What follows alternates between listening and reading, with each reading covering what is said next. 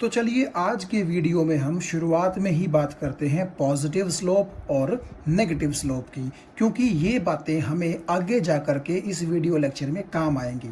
तो देखिए, स्लोप जैसा कि मैं आपको यहाँ पर दिखा रहा हूँ दो ग्राफ्स ड्रॉ करके, आप अगर ध्यान से देखें एक्स एक्सिस और वाई एक्सिस के बीच में ये जो लाइन है, ये लाइन एक्स एक्सिस के मुकाबले ऊपर उठी हुई है, जबकि ये लाइन अगर आप देखेंगे तो ये पॉजिटिव एक्स एक्सिस के मुकाबले नीचे की तरफ झुकी हुई है।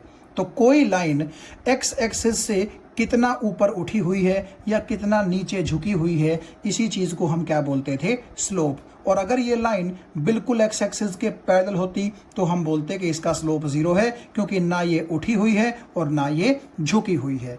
और मैंने आपसे कहा था पिछले वीडियो लेक्चर्स में कि स्लोप को हम परपेंडिकुलर अपॉन बेस की रेशियो से भी क्या कर सकते हैं, मेजर कर सकते हैं। अब इसका क्या मतलब होगा, देखिए आपने इस केस में जैसे कि देख रहे हैं आप कि ये जो O से लेकर के A तक लाइन है, ये पॉजिटिव एक्स एक्सिस के मुकाबले ऊपर उठी हुई है। तो मैंने क्या किया, पॉइंट A से नीचे की तरफ पॉजिटिव एक्स एक्सिस पर एक परपेंडिकुलर डाल दिया और इस पॉइंट को नाम दे दिया मैंने B का। ठीक है, तो आप यहाँ पर एक राइट एंगल्ड ट्रायंगल देख रहे हैं, जिसमें ये साइड बेस का काम करेगी और ये साइड किसका काम करेगी, परपेंडिकुलर का काम करेगी। तो अगर मैं इस लाइन का स्लोप निकालना चाहूं तो स्लोप का मैंने आपको क्या मैथमेटिकल फॉर्मूला बताया है, परपेंडिकुलर अपॉन बेस। तो मैंने यहां पर ये लिख दिया। अब देखिएगा, परपेंडिकुलर आप ध्यान से अगर देखें, अगर मैं पॉइंट ए से यहां वाई एक्सिस पर एक परपेंडिकुलर ड्रॉ कर दूं तो यहां से लेकर के यहां तक का डिस्टेंस यहां से लेकर के यहां तक की डिस्टेंस के बराबर है। और क्योंकि ये वाला डिस्टेंस आपका पॉजिटिव वाई एक्सिस में है, तो इसीलिए मैंने बी से लेकर के ए को यानी कि परपेंडिकुलर को प्लस वाई लिख लिया।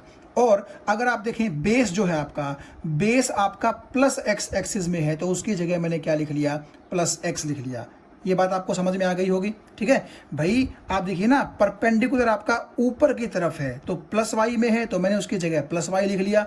और बेस आपका प्लस एक्स में है तो उसकी जगह प्लस एक्स लिख लिया। हालांकि वाई एक्स की जगह आप वैल्यूज रख सकते हैं, जैसे कि अगर यहाँ पर एक्स की वैल्यू 3 हो, y की वैल्यू 3 हो, तो दोनों 3 आप रख सकते हैं, वो अलग बात है। लेकिन यहाँ पर मेरे पास क्योंकि वैल्यू नहीं थी तो इसलिए मैंने वैल्यू नहीं रखी। आप जरा जो ये जो साइन है इन पर ध्यान दीजिए, y के साथ भी पॉजिटिव है, x के साथ भी पॉजिटिव है, तो पॉजिटिव बटा पॉजिटिव, तो स्लोप का नेचर कैसा आएगा, पॉजिटिव आएगा। ये बात आपको समझ में आ गई, क्योंकि इस केस में आप देखिए परपेंडिकुलर भी प्लस वाई में है और बेस भी प्लस वाई में है, तो प्लस वाई प्लस प्लस, इसका मतलब स्लोप कैसा आएगा आपका, पॉजिटिव। तो मैं आपको पॉजिटिव स्लोप का मतलब बताना चाह रहा हूं, और पॉजिटिव स्लोप का मतलब है कि कोई लाइन एक्स एक्सिस से ऊपर की तरफ उठी हुई है।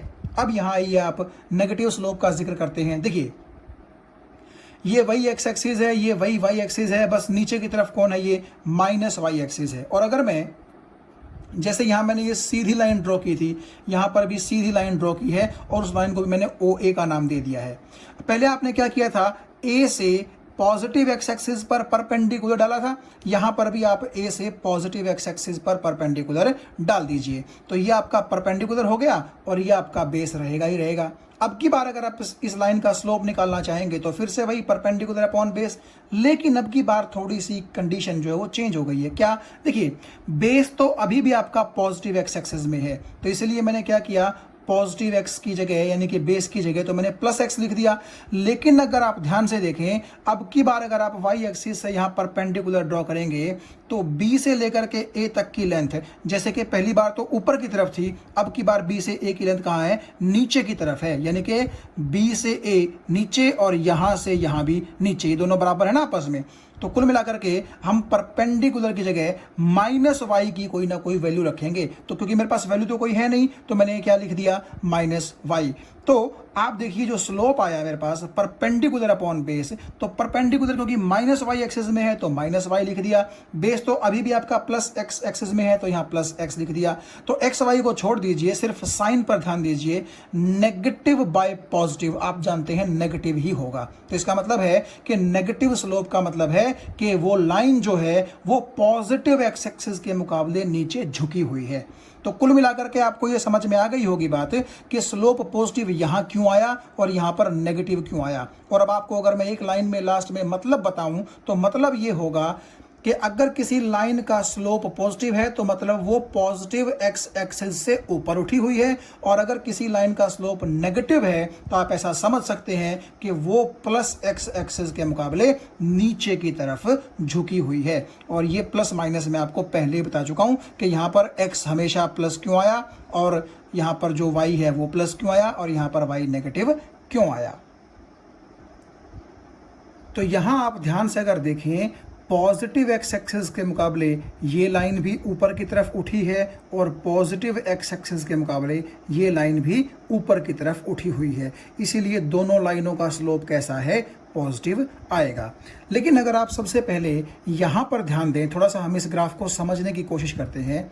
यहाँ पर मैंने लिखा है कि ये टाइम और स्पीड के बीच का ग्राफ है, जहाँ पर एक्स एक्सिस में टाइम है और वाई एक्सिस में कौन है, स्पीड है। और यहाँ आप ध्यान से देखिए, मैंने लिखा है कि स्पीड इंक्रीज कर रही है यूनिफॉर्मली। ये जो ऊपर की तरफ एरो का निशान है, इससे मेरा मतलब है इंक्रीज होने से। हालांकि ये कोई वैलिड सिंबल नहीं है, लेकिन काम चलाने के लिए आप इसको यूज कर सकते हैं। तो स्पीड अगर किसी बॉडी की यूनिफॉर्मली इंक्रीज हो रही है तो ऐसी बॉडी की स्पीड और टाइम के बीच में कैसा ग्राफ आएगा, ये हम प्लॉट करना यहां चाह रहे हैं। अभी तक मैंने आपको टॉपिक का नाम नहीं बताया है कि हम पढ़ना क्या चाहते हैं आज, वो सबसे लास्ट में जाकर के मैं बताऊंगा। लेकिन फिलहाल आप इन चीज़ों को समझिए, ये उस टॉपिक में काम हमारे पास आएंगे। तो चलिए इसको समझने की कोशिश करते हैं। स्पीड यूनिफॉर्मली इंक्रीज हो रही है, इसका क्या मतलब है? इसका मतलब है कि स्पीड कांस्टेंट नहीं है। भाई इंक्रीज तो हो रही है ना स्पीड, यानी कि पहले अगर स्पीड 1 मीटर पर सेकंड है तो फिर 2 होगी, फिर 3 होगी, फिर 4 होगी।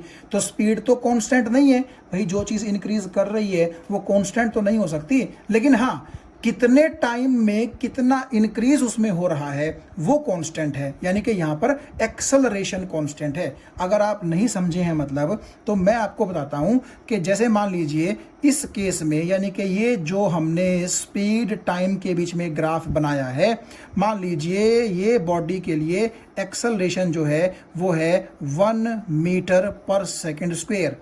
यानी कि इसका मतलब है, इसको मैं यूं लिख सकता हूं 1 मीटर पर सेकेंड डिवाइड बाय 1 सेकेंड। ये बात आपको समझ में आ गई होगी। तो इसका मतलब ये है कि ये बॉडी हर बार 1 सेकेंड में अपनी स्पीड के अंदर 1 मीटर पर सेकेंड का इंक्रीमेंट कर लेगी, हर 1 सेकेंड में। ठीक है, तो स्पीड तो बढ़ रही है ना इसकी, लेकिन कितने टाइम में कितना बढ़ रही है वो कांस्टेंट है। यानी कि हर बार ऐसा होगा 1 सेकेंड में सिर्फ 1 मीटर पर सेकेंड ही स्पीड बढ़ेगी। ऐसा नहीं होगा कि पहले 1 सेकेंड में 1 मीटर पर सेकेंड बढ़ रही है और अगली बार 1 सेकेंड में 2 मीटर पर सेकेंड बढ़ रही है। नहीं, ऐसा नहीं होगा। हर बार 1 सेकेंड में 1 मीटर पर सेकेंड ही इंक्रीज होगा। तो एक्सेलरेशन तो कांस्टेंट है। क्यों? क्योंकि हर बार 1 सेकेंड में 1 मीटर पर सेकेंड ही इंक्रीज हो रहा है। तो एक्सेलरेशन कांस्टेंट है, एक्सेलरेशन यूनिफॉर्म है। बात समझ में आ गई? लेकिन आपकी स्पीड जो है वो कांस्टेंट नहीं है। यूनिफॉर्मली बढ़ने का मतलब है कि हर 1 सेकंड में वो बराबर रही है, बराबर बढ़ रही है, ये मतलब है इस चीज का। तो अब इस चीज का हम ग्राफ कैसे देखेंगे? देखिए, सपोज कीजिए मैं कहता हूं कि स्टार्टिंग टाइम में जब टाइम 0 था तो किसी चीज की स्पीड भी 0 थी, और जैसे ही टाइम 1 सेकंड हुआ तो 1 सेकंड में स्पीड में इंक्रीज कितना होगा, 1 का। तो 0 से स्पीड बढ़कर कितनी हो गई, 1। 2 सेकंड के बाद 2 हो गई, 3 सेकंड के बाद 3 हो गई, 4 सेकंड के बाद 4 हो गई। क्या मीटर पर सेकंड में बढ़ेगी ना स्पीड, तो ये तो सेकंड में तो टाइम है हमारा। तो यहाँ देखिए, टाइम 0 है, टाइम 1 है, टाइम 2 है, टाइम 3 है। इसी तरह आप देखिएगा स्पीड जो है यहाँ पर 0 है, 1 है, 2 है, 3 है। तो आप इस पॉइंट के कॉरस्पॉन्डिंग देखिए। पहले तो इसको देख लीजिए आप, यहाँ का क्या मतलब है, यहाँ पर टाइम भी 0 है और स्पीड भी कितनी है, 0। यानी कि 0 टाइम पर स्पीड कितनी थी, 0। यानी कि ऑब्जेक्ट आपका रेस्ट पे था। जैसे ही टाइम 1 सेकंड हुआ, स्पीड कितनी हो गई देखिए 1 मीटर पर सेकंड, अगले 1 सेकंड में फिर 1 मीटर पर सेकंड बढ़ गई, अगले 1 सेकंड में फिर 1 मीटर पर सेकंड बढ़ गई। तो हर बार आप यहाँ देखिए बराबर टाइम इंटरवल में बराबर वैल्यू से स्पीड क्या हुई है, इंक्रीज हुई है। तो जब आप ये 1 ये 1 ये 2 ये 2 ये 3 ये 3 इनके पॉइंट्स को जब आप मिलाएंगे तो आपको क्या मिलेगी, एक स्ट्रेट लाइन मिलेगी जो कि पॉजिटिव एक्स एक्सिस के मुकाबले कुछ ना कुछ एंगल बना रही है।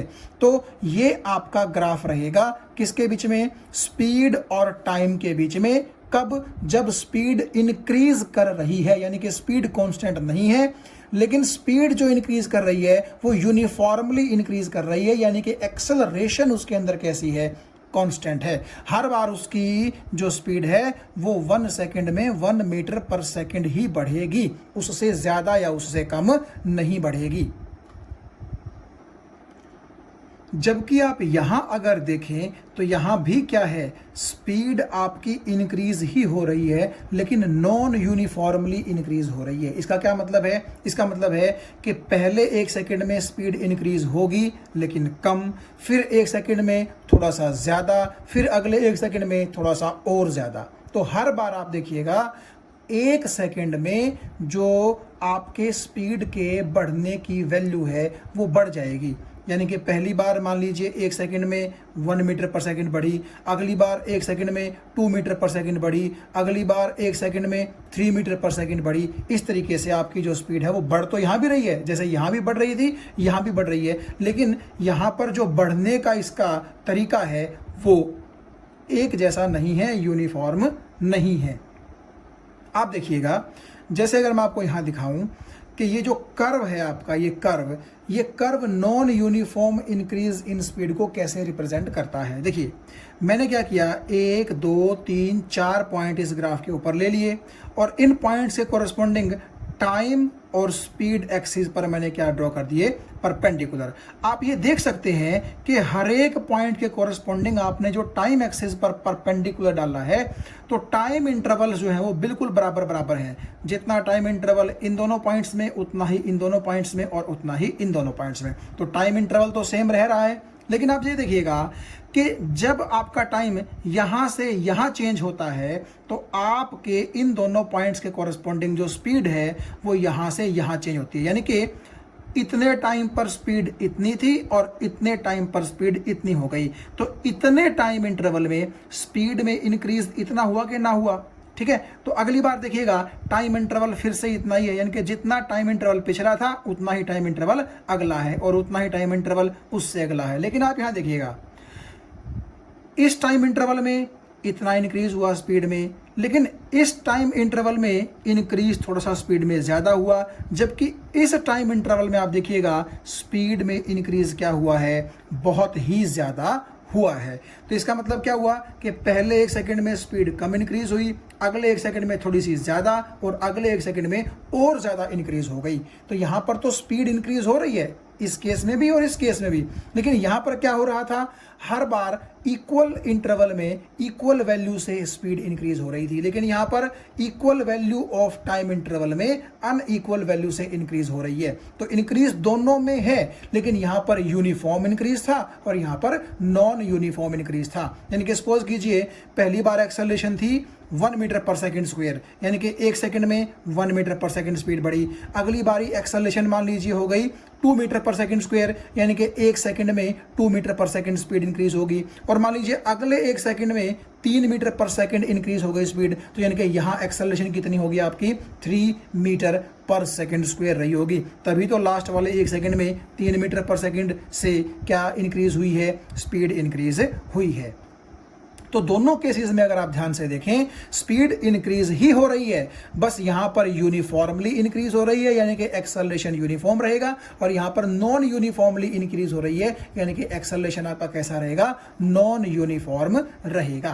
तो एक बार फिर से आप देखिएगा, अगर बराबर टाइम इंटरवल में बराबर वैल्यू से स्पीड बढ़े यानी कि एक्सेलरेशन कांस्टेंट हो तो ये आपका स्पीड टाइम ग्राफ रहेगा, और अगर आपका बराबर टाइम इंटरवल में अनइक्वल स्पीड के अंदर इंक्रीज हो यानी कि एक्सेलरेशन कांस्टेंट ना हो तो आपका ग्राफ ऐसा कर्व जैसा आएगा। इस कर्व पर आप पॉइंट्स लेकर के और उन पॉइंट्स के कोरस्पॉन्डिंग वो पॉइंट्स आप इस तरह लीजिए कि आपको टाइम इंटरवल बराबर मिले, लेकिन उनके कोरस्पॉन्डिंग जो स्पीड है वो आपको कम ज़्यादा मिले। और यहाँ पर आप देखिएगा जो पॉइंट्स थे उनके कोरस्पॉन्डिंग टाइम इंटरवल भी बराबर थे और जो स्पीड थी वो भी कैसे थे, इंटरवल बराबर थे। तो ये आपके दोनों केसेस किसको रिप्रेजेंट करते हैं, बेसिकली इंक्रीज इन स्पीड को ही रिप्रेजेंट करते हैं, लेकिन ये यूनिफॉर्म इंक्रीज है और ये नॉन यूनिफॉर्म इंक्रीज है। तो हमने बात की थी इंक्रीज की, अब बात करते हैं डिक्रीज की। किसकी? स्पीड की इंक्रीज या फिर डिक्रीज की मैं बात कर रहा हूं। यहां पर फिर से वही देखिए, एक तरफ स्पीड है, एक तरफ टाइम है, एक तरफ स्पीड है, एक तरफ टाइम है। अब तक आपको शायद इतना अंदाजा तो आ गया होगा कि हम स्पीड टाइम ग्राफ पढ़ रहे हैं। और यहां आप अगर देखें ध्यान से, चलिए सबसे पहले इसकी बात करते हैं। अब देखिए ये लाइन बिल्कुल नीचे की तरफ है और ये लाइन भी कहाँ है, नीचे की तरफ है। यानी कि अगर मैं एक्स एक्सिस के पैरेलल यहाँ एक लाइन ड्रॉ कर लूँ तो क्योंकि ये दोनों लाइनें पैरेलल हैं तो इसको भी आप क्या बोल सकते हैं, एक्स एक्सिस। सिमिलरली अगर मैं इस एक्स एक्सिस के पैरेलल यहाँ से एक लाइन ड्रॉ कर लूँ तो ये अगर एक्स एक्सिस है तो ये भी क्या है, एक्स एक्सिस है। और मैंने आपसे कहा था एक्स एक्सिस से लाइन अगर नीचे की तरफ है, एक्स एक्सिस से नीचे की तरफ है तो स्लोप कैसा आएगा, नेगेटिव आएगा। तो इन दोनों केसेस में आप देख सकते हैं स्लोप लाइंस का कैसा है, नेगेटिव है। अब ये रिप्रेजेंट क्या करता है जरा आप ध्यान से देखिएगा। अगर मैं इस ग्राफ की बात करूं सबसे पहले, तो ये जो आपको ग्राफ दिखाई दे रहा है जिसमें लाइन नीचे की तरफ आ रही है, आप इस पर 1 2 3 4 पॉइंट्स जो है वो कंसीडर कीजिए और चारों पॉइंट से टाइम एक्सिस और स्पीड एक्सिस पर क्या ड्रॉ कीजिए, परपेंडिकुलर ड्रॉ कीजिए। अब देखिए इस पॉइंट के कॉरस्पॉन्डिंग टाइम इतना है और इस पॉइंट के कॉरस्पॉन्डिंग स्पीड इतनी है। यानी कि स्पीड तो आपकी रहेगी इतनी, आपको बात समझ में आ गई होगी, और टाइम आपका रहेगा इतना, यहाँ से लेकर के यहाँ तक का। और इस पॉइंट के कॉरस्पॉन्डिंग देखिए टाइम थोड़ा सा इंक्रीज हो गया है, स्पीड थोड़ी सी डिक्रीज हो गई है। इस पॉइंट पे टाइम थोड़ा और इंक्रीज हो गया है, स्पीड थोड़ी सी और नीचे आ गई है, यानी कि नीचे की तरफ आ रही है तो डिक्रीज ही हो रही है ना। अब इस पॉइंट पे टाइम थोड़ा सा और बढ़ गया लेकिन आपकी स्पीड थोड़ी सी और कम हो गई। तो इसका मतलब है कि टाइम के साथ साथ स्पीड घट रही है, यानी कि आपकी स्पीड डिक्रीज कर रही है। ये जो नीचे एरो है इसका क्या मतलब है, डिक्रीज करना। तो ये बेसिकली जो स्पीड टाइम ग्राफ है वो एक ऐसी बॉडी के लिए है जिसकी स्पीड टाइम के साथ साथ क्या कर रही है, डिक्रीज कर रही है। लेकिन यहाँ पर जो स्पीड में डिक्रीज है वो यूनिफॉर्म है। यूनिफॉर्म का मतलब कि हर बार बराबर टाइम इंटरवल में बराबर स्पीड की वैल्यू डिक्रीज हो रही है। जैसे कि आप यहाँ देखिए टाइम इंटरवल तीनों आपको बराबर नजर आ रहे होंगे, लेकिन स्पीड में जो डिक्रीज है वो भी आप देखिए आपको कैसा लगेगा, बिल्कुल बराबर बराबर लगेगा। यहाँ से यहाँ, यहाँ से यहाँ और फिर यहाँ से यहाँ, तो बिल्कुल बराबर टाइम इंटरवल में बराबर स्पीड में डिक्रीज हुआ है। तो हम इसको बोलेंगे कि जो आपकी नेगेटिव एक्सेलरेशन है जिसको आप रिटार्डेशन बोलते हैं, क्योंकि नेगेटिव एक्सेलरेशन में ही तो स्पीड कम होती है ना, ठीक है। तो यहाँ पर आपकी जो नेगेटिव एक्सेलरेशन है यानी कि रिटार्डेशन है वो कॉन्स्टेंट है। क्यों? हर बार स्पीड डिक्रीज जरूर कर रही है, ठीक है, लेकिन एक फिक्स वैल्यू के साथ डिक्रीज हो रहा है। ऐसा नहीं है कि कभी डिक्रीज कम हो गया कभी डिक्रीज ज्यादा हो गया, नहीं, डिक्रीज बिल्कुल फिक्स है। इसीलिए स्पीड भले ही कांस्टेंट नहीं है क्योंकि वो डिक्रीज कर रही है लगातार, लेकिन जो आपकी नेगेटिव एक्सेलरेशन है जिसको आप रिटार्डेशन बोलते हैं वो क्या है, कांस्टेंट है, यूनिफॉर्म है। जबकि आप यहां अगर देखें ध्यान से तो जैसे इस ग्राफ पे आपने ये पॉइंट्स लिए थे, आप इस ग्राफ पर भी क्या कीजिए, 1 2 3 4 पॉइंट्स इस तरह ले लीजिए। तो स्लोप तो आप जानते हैं कि क्योंकि एक्स एक्सिस से नीचे की तरफ है तो नेगेटिव स्लोप होगा, लेकिन यहाँ पर डिक्रीज कर रही है स्पीड और वो नॉन यूनिफॉर्मली डिक्रीज कर रही है। तो इस चीज़ को हम कैसे समझें, देखिएगा, आप जब इस पॉइंट की बात करते हैं तो इस पॉइंट के कॉरस्पॉन्डिंग स्पीड इतनी है, यहां से यहां आपने परपेंडिकुलर डाला तो स्पीड अच्छी खासी है, ठीक है। जबकि टाइम आप देखिए यहां से यहां तक का है। तो इस पॉइंट पर अगर आप गौर करेंगे तो देखिए जब आप टाइम एक्सिस पर परपेंडिकुलर डालेंगे तो टाइम बढ़ चुका है। भाई इस पॉइंट के कॉरस्पॉन्डिंग टाइम इतना था, इस पॉइंट के कॉरस्पॉन्डिंग टाइम इतना है, इसके कॉरस्पॉन्डिंग टाइम इतना है, इसके कॉरस्पॉन्डिंग टाइम इतना है, तो टाइम तो प्लस एक्स एक्सिस में लगातार बढ़ रहा है ना। तो इसका मतलब है कि हर पॉइंट के कॉरस्पॉन्डिंग टाइम लगातार क्या हो रहा है, इंक्रीज। लेकिन इस पॉइंट के कॉरस्पॉन्डिंग स्पीड जो थी वो ज्यादा थी, इस पॉइंट के कॉरस्पॉन्डिंग स्पीड थोड़ी सी कम हो गई, इसके कॉरस्पॉन्डिंग थोड़ी सी और कम हो गई और इसके कॉरस्पॉन्डिंग थोड़ी सी और कम हो गई। तो जैसे जैसे टाइम बढ़ रहा है बेसिकली स्पीड क्या हो रही है, डिक्रीज। तो इसका मतलब है ये स्लोप ये जो ग्राफ है आपको क्या रिप्रेजेंट करता है, डिक्रीजिंग स्पीड विद टाइम। अब जो डिक्रीज है, जैसे इसमें यूनिफॉर्म था, हर बार बराबर टाइम इंटरवल में बराबर वेलोसिटी या स्पीड जो थी वो डिक्रीज कर रही थी, तो यहां नॉन यूनिफॉर्म क्यों बोल रहा हूं मैं। देखिए यहां पर भी अगर आप ध्यान से देखें टाइम इंटरवल कैसे हैं, बराबर। हो सकता है मैंने हाथ से बनाए हैं तो थोड़ा बहुत फर्क आपको नजर आ रहा हो, वो अलग बात है, बट टाइम इंटरवल मैंने कोशिश की है कि कैसे हो बराबर। लेकिन आप यहां देखिएगा, जब आपकी वेलोसिटी यहां से यहां डिक्रीज हुई तो बड़ा कम डिक्रीज था, लेकिन जब यहां से यहां डिक्रीज हुई तो डिक्रीज थोड़ा सा ज्यादा हो गया, यहां से यहां डिक्रीज हुई तो और ज्यादा डिक्रीज हो गया। इसका मतलब था कि हर बार बराबर टाइम इंटरवल में जो स्पीड डिक्रीज हो रही है वो ज्यादा डिक्रीज हो रही है। पहली बार कम डिक्रीज हुई, उसके बाद थोड़ी सी और ज्यादा डिक्रीज हुई, फिर और बहुत ज्यादा डिक्रीज हुई। तो ऐसा नहीं है यहां पर कि हर बार बराबर टाइम इंटरवल में डिक्रीज इन स्पीड भी बराबर हो, नहीं, यहां पर टाइम इंटरवल बराबर है लेकिन डिक्रीज इन स्पीड लगातार बढ़ता जा रहा है। जबकि यहां क्या था, टाइम इंटरवल भी बराबर थे और डिक्रीज इन स्पीड भी कैसा था, बराबर था। तो क्योंकि यहां पर बराबर टाइम इंटरवल में अनइक्वल स्पीड में डिक्रीज हो रहा है, इसीलिए इसको बोलेंगे कि स्पीड डिक्रीज कर रही है लेकिन नॉन यूनिफॉर्म रिटार्डेशन से। ठीक है, नॉन यूनिफॉर्म रिटार्डेशन का मतलब क्या है कि जो स्पीड के घटने की वैल्यू है वो फिक्स नहीं है। पहले शुरुआत में कम घट रही है, फिर और बढ़ रही है, फिर और बढ़ रही है। तो इसलिए टाइम के साथ साथ जो डिक्रीज है वो भी स्पीड का बढ़ता ही जा रहा है। इसको बोलते हैं नॉन यूनिफॉर्म रिटार्डेशन, यानी कि नॉन यूनिफॉर्मली आपकी स्पीड डिक्रीज हो रही है। तो यहां आप देखिए आज का जो हमारा टॉपिक था वो ये था स्पीड टाइम ग्राफ, यानी कि एक बॉडी की स्पीड और टाइम के बीच में हमने क्या ड्रॉ करना था, ग्राफ। आप देख सकते हैं इंक्रीजेज यूनिफॉर्मली और इंक्रीजेज नॉन यूनिफॉर्मली, ये दोनों केस भी हम पहले डिस्कस कर चुके हैं। और अगर मैं आपको इस पेज पर लेकर के चलूं, यहाँ आप अगर ध्यान से देखें, ठीक है, तो स्पीड डिक्रीजेज यूनिफॉर्मली और डिक्रीजेज नॉन यूनिफॉर्मली, ये भी हम बिल्कुल अभी डिस्कस करके पीछे आए ही हैं। ठीक है, तो ये दोनों केसेस में अब दोबारा नहीं लूंगा। आप यहाँ देखिए, when body moves with constant speed, यानी कि टाइम के बढ़ने के साथ साथ स्पीड जो है वो कांस्टेंट रहेगी, ना घटेगी ना बढ़ेगी। तो नेचुरली जो स्पीड टाइम ग्राफ होगा वो टाइम एक्सिस के क्या होगा, बिल्कुल पैरेलल होगा। क्योंकि आप देख सकते हैं अगर मैं यहाँ पर एक पॉइंट लूँ तो उस पॉइंट के कॉरस्पॉन्डिंग टाइम इतना होगा, यहाँ पर एक पॉइंट लूँ तो उसके कॉरस्पॉन्डिंग टाइम इतना होगा, यानी कि टाइम तो इंक्रीज कर रहा है लेकिन इस पॉइंट के कॉरस्पॉन्डिंग भी स्पीड इतनी है और इस पॉइंट की कॉरस्पॉन्डिंग भी स्पीड इतनी ही है। तो आप ये देखिएगा कि जो स्ट्रेट लाइन है आपकी पैरेलल टू टाइम एक्सिस, ये रिप्रेजेंट करती है कि स्पीड ना बढ़ रही है ना घट रही है, विद रिस्पेक्ट टू टाइम वो क्या रह रही है, कांस्टेंट रह रही है। यानी कि टाइम भले ही बढ़ रहा है, स्पीड कांस्टेंट रह रही है, ना वो बढ़ रही है ना वो घट रही है। तो आप ये देखिएगा, ये ग्राफ थोड़ा सा नीचे या थोड़ा सा ऊपर भी हो सकता है, वो डिपेंड करता है कि शुरुआत में आपके बॉडी की स्पीड कितनी थी। मान लो ये स्पीड 1 है यहाँ तक, यानी कि ये 0 है और यहाँ पर ये कितनी है, 1।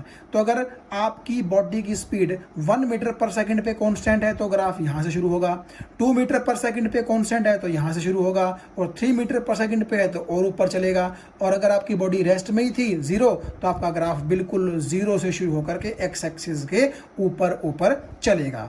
तो ये आप देखिएगा, स्पीड टाइम ग्राफ में हमने 5 केस बेसिकली डिस्कस किए हैं कि जब आपकी बॉडी की स्पीड कांस्टेंट हो, जब आपकी बॉडी की स्पीड यूनिफॉर्मली इंक्रीज कर रही हो, बराबर टाइम इंटरवल में बराबर इंक्रीज कर रही हो, और यदि आपकी बॉडी की स्पीड नॉन यूनिफॉर्मली इंक्रीज कर रही हो, यानी कि टाइम इंटरवल तो बराबर होंगे लेकिन स्पीड के इंक्रीज होने की जो वैल्यू है वो बराबर नहीं होगी। और यहां आप देख सकते हैं 2 केस और हैं कि जब स्पीड डिक्रीज करे यूनिफॉर्मली या फिर जब स्पीड डिक्रीज करे नॉन यूनिफॉर्मली। ये स्लोप पॉजिटिव या नेगेटिव क्या होते हैं ये मैं आपको पहले बता चुका हूं, और ये 5 के 5 ग्राफ हम डिस्कस कर चुके हैं। तो आज का जो ये हमारा टॉपिक था स्पीड टाइम ग्राफ, इसमें हमने यही देखा कि स्पीड की चेंज क्या क्या किस किस तरीके से होती है और टाइम के साथ जो उसका ग्राफ है वो कैसा रहेगा। तो स्पीड टाइम ग्राफ में हमने ये पढ़ा।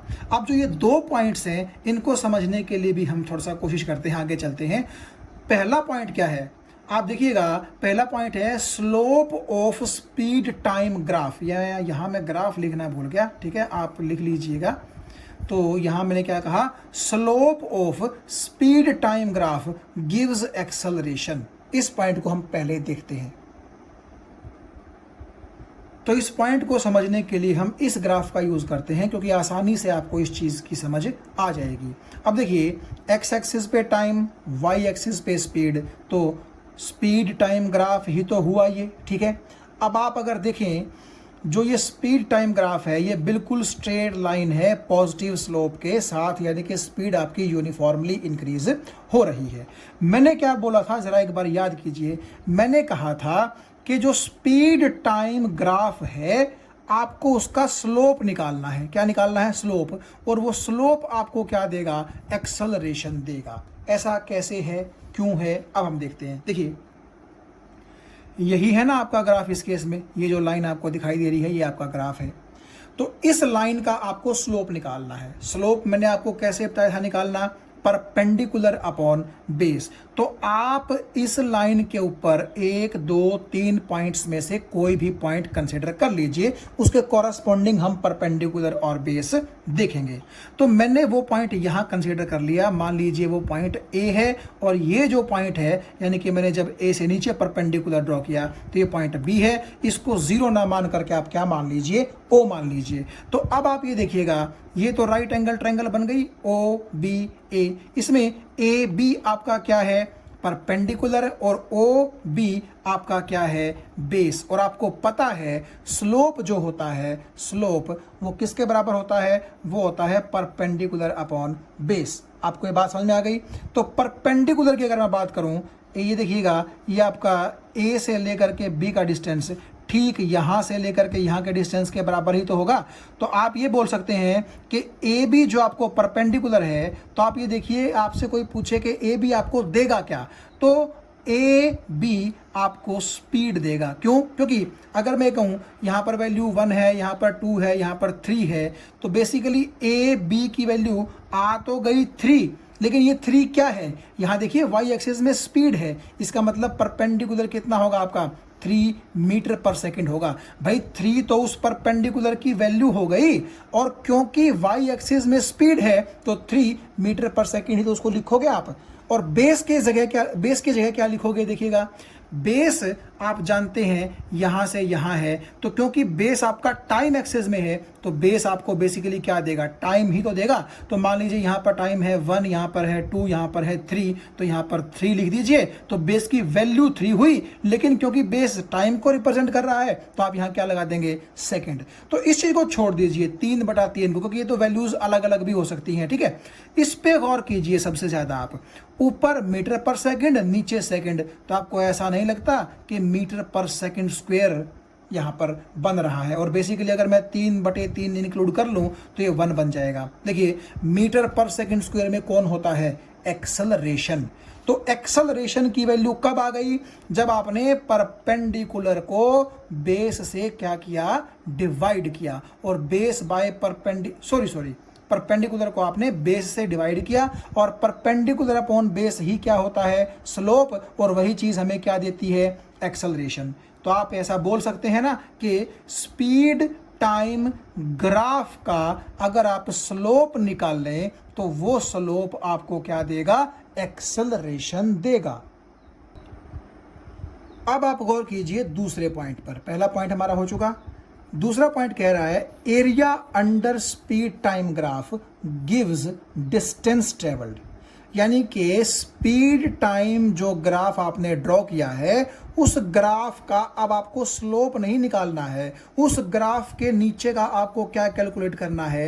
एरिया। और वो एरिया आपको क्या देगा? बेसिकली डिस्टेंस ट्रेवल्ड देगा। अब इसका क्या मतलब है? इसका मतलब है कि जिस भी ऑब्जेक्ट की स्पीड और टाइम के बीच में आपने ग्राफ ड्रॉ किया है, उस ऑब्जेक्ट के द्वारा कितना डिस्टेंस ट्रेवल किया गया है वो आपको बताएगा। क्या? Area under speed time graph. तो चलिए इस पॉइंट को भी हम इसी ग्राफ की हेल्प से समझते हैं। अब की बार हम स्लोप का जिक्र नहीं करेंगे। देखिए वही स्पीड और वही टाइम के बीच में ये वही ग्राफ है। बस अब की बार आपने क्या करना है, ग्राफ के नीचे का एरिया निकालना है। अंडर का क्या मतलब होता है, नीचे नीचे का एरिया। अब इसका क्या मतलब है, मान लीजिए ग्राफ है आपका पॉइंट ओ से लेकर के पॉइंट ए तक, ठीक है। तो आप सबसे पहले तो क्या कीजिए, ए से नीचे परपेंडिकुलर ड्रॉ कर दीजिए, बिल्कुल इस तरीके से। ये बात आपको समझ में आ गई होगी, ठीक है। अब आपने क्या करना है, देखिए ग्राफ का क्या मतलब होता है, ग्राफ का मतलब होता है ग्राफिकल लाइन जो स्पीड और टाइम के बीच में आती है। तो वो तो ओ से लेकर के ये वाली लाइन है। अब इसके नीचे का एरिया का क्या मतलब है, देखिए इस लाइन के नीचे और ये एक्स एक्सिस से ऊपर, जिसको मैं पेंसिल से काला कर रहा हूं, ये वो एरिया रहेगा। देखिएगा ये वाला एरिया, ये वाला एरिया जो मैं पेंसिल से आपको ट्रेस करके दिखा रहा हूं, ये बेसिकली मतलब होगा area under the speed time graph का। देखिए आपने छोटी क्लासेस में राइट एंगल्ड ट्रायंगल का जो एरिया है वो निकालने का फॉर्मूला ज़रूर पढ़ा होगा। और वो फॉर्मूला क्या होता है, वो होता है half into base into height, ठीक है। यानी कि बेस का मतलब है ये वाला बेस और हाइट का मतलब है ये वाला परपेंडिकुलर, ठीक है। दोनों का आप मल्टीप्लिकेशन कर दीजिए और बाद में उस मल्टीप्लिकेशन का हाफ कर दीजिए, वो आपका एरिया आ जाएगा। अब आप देखो ये जो ओ बी ए आपको एक राइट एंगल्ड ट्रायंगल दिखाई दे रही है, अब तो आपको पेंसिल से दिखाई दे रही है ना, ट्रेस की हुई है। तो इस ट्रायंगल का अगर मैं एरिया देखूं तो वो एरिया बेसिकली आपकी इस ग्राफ वाली लाइन के नीचे ही तो लाई करता है, ऊपर तो लाई नहीं करता ना। ये बात आपको समझ में आ गई। तो जब मैं बोल रहा था क्या, एरिया अंडर ग्राफ, ठीक है। तो ग्राफ का तो मतलब आप समझते ही हैं कि ये स्पीड टाइम ग्राफ है। एरिया अंडर का क्या मतलब है कि ग्राफ वाली लाइन के नीचे का एरिया। अगर आप यहां तक ग्राफ लेते हैं तो आपको यहां से परपेंडिकुलर ड्रॉ करना पड़ेगा और फिर ये वाला एरिया भी आपको क्या करना पड़ेगा, कंसीडर करना पड़ेगा। यानी कि कुल मिला के बात ये है, जहां तक आपकी ग्राफ वाली लाइन जाती है उस लाइन के नीचे नीचे और एक्स एक्सिस से ऊपर ऊपर वो जो एरिया होगा, वो एरिया आप कैलकुलेट कर लें। वो एरिया आपको क्या देगा, वो एरिया आपको डिस्टेंस देगा। कैसे देगा, देखिए जो ये फॉर्मूला है half into base into height, इसको मैंने यहां लिख लिया half into base into perpendicular, क्योंकि हाइट का मतलब बेसिकली परपेंडिकुलर ही तो है। हाफ को हाफ रहने दो, बेस आपको क्या देगा, आप वैल्यू मत रखिए, सिर्फ ये देखिए कि बेस आपको टाइम देगा ना, तो टाइम की जगह मैंने सेकंड लिख दिया, ठीक है। यूनिट लिख दो उसकी, आप समझ जाएंगे। और परपेंडिकुलर या हाइट आपको क्या देगी, देखिए परपेंडिकुलर क्योंकि आपका स्पीड के पैरेलल है तो इसका मतलब ये स्पीड देगा। और जैसे आपने टाइम की यूनिट रखी थी तो यहां पर स्पीड की यूनिट रख दो क्या, मीटर पर सेकेंड। तो half into base into perpendicular का क्या मतलब हुआ, हाफ इंटू टाइम यानी कि जो बेस पर था आपका उसकी यूनिट सेकंड, और परपेंडिकुलर आपका क्या देगा, आपको स्पीड देगा, तो मीटर पर सेकंड। अब देखिए सेकंड से सेकंड यहां पर क्या हो गया, कैंसिल हो गया। तो आप ये देखिएगा इस हाफ को एक बार के लिए आप भूल जाइए। अगर मैं सिर्फ यूनिट्स की बात करूं तो सेकंड से सेकंड कैंसिल हो गया, तो सिर्फ मेरे पास क्या बचा, मीटर। और मीटर में तो भाई दो चीजें ही होती हैं, या तो डिस्टेंस या डिस्प्लेसमेंट। लेकिन क्योंकि यहां पर स्पीड है तो डिस्प्लेसमेंट तो नहीं हो सकता। इसका मतलब ये मीटर में हमें किसकी सेंस दे रहा है, डिस्टेंस की। तो आप देखिएगा कि आपने basically half into base into perpendicular करके ये एरिया निकालने की कोशिश की है, लेकिन इस एरिया से हमें यूनिट किसकी मिली है, डिस्टेंस की मिली है। तो इसका मतलब है कि आपने अगर इस ग्राफिकल लाइन के नीचे का एरिया कैलकुलेट कर लिया तो वो एरिया बेसिकली आप देखिए क्या देगा हमें, distance travelled by the object देगा। Thank you.